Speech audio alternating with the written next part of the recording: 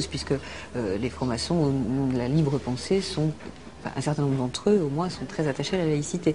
Même chose pour l'amendement sur les tests ADN. Il y a quand même eu le réseau maçon, notamment à l'Assemblée et au Sénat, qui s'est mis en branle pour contrer cet amendement.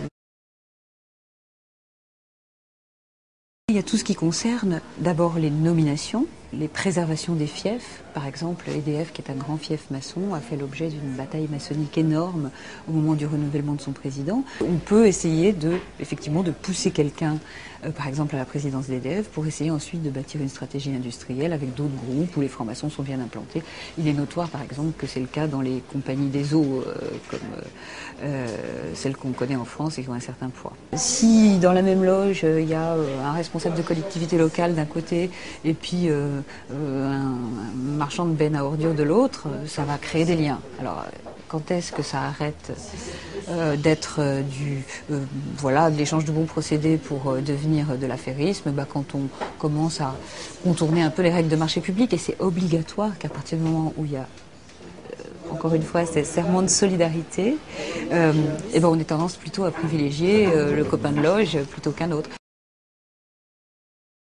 Il a grandi politiquement dans les Hauts-de-Seine, qui sont une sorte de vivier maçonnique considérable. Et donc, il a, pendant toutes les étapes de sa carrière, en commençant par le début avec Achille Péretti, qui était franc-maçon et qui était donc le précédent maire de Neuilly, qui l'a vraiment mis en piste, il a toujours été entouré de francs-maçons. Je ne crois pas qu'il soit manipulé par les francs-maçons, mais par contre, effectivement, qu'il s'en serve, comme à mon avis tous les responsables politiques l'ont fait avant lui, bien évidemment.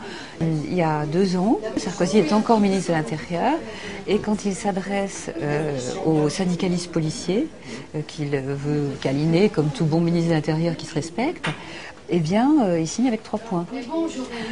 Alors, j'ai vu les lettres, ça ne peut pas être la plume qui a un peu dérapé, voilà, c'est évident que c'est le cas. Est-ce que ces syndicalistes qui sont dans leur immense majorité francs-maçons sont dupes et pensent que Sarkozy est maçon? Non, mais enfin, c'est un petit signe d'affection qui était plutôt bien perçu, quoi.